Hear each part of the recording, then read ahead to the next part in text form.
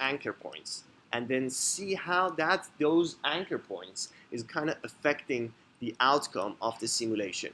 And there are a couple of them that you see. I've defined a couple of them randomly in the middle of that surface to see what is going to be the effects of that. So we go back here. Now, in order to define the anchor points, we already have all the points on the surface itself, right? There's no problem with that. The thing is that if we define all those points as an anchor points, the surface doesn't change because all of them will be fixed. Now we need to do something called reducing the number, randomly reducing these basically these points. So what I'm going to do is that I'm going to use reduce, random reduce, and random reduce basically get the list, and then depending on the reduction rate, it's just reducing the number of elements in that list. So we already have the vertices from the deconstructing mesh, right? So let's try to get first the length of this list length.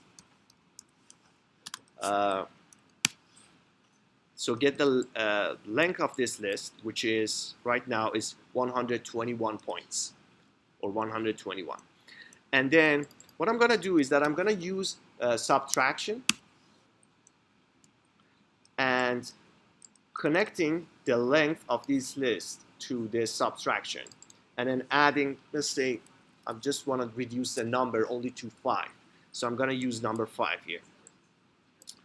So the list that goes into input of the reduce will be the same list that we have from the deconstruct mesh. So the vertices goes there.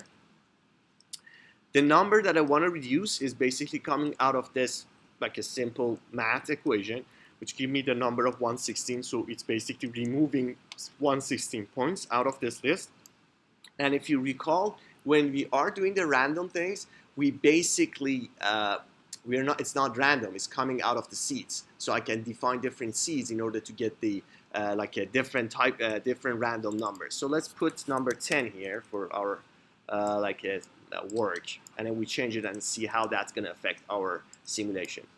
And then I'm going to go over and then holding shift and then adding that to the anchor points. So I have the corners, and I have adding these 4 points, random points that you see here on this surface. I can go back here and then reset this simulation, and then take a look at how that's going to look like after the simulation. So this is how it looked like after I add another basically anchor points to this.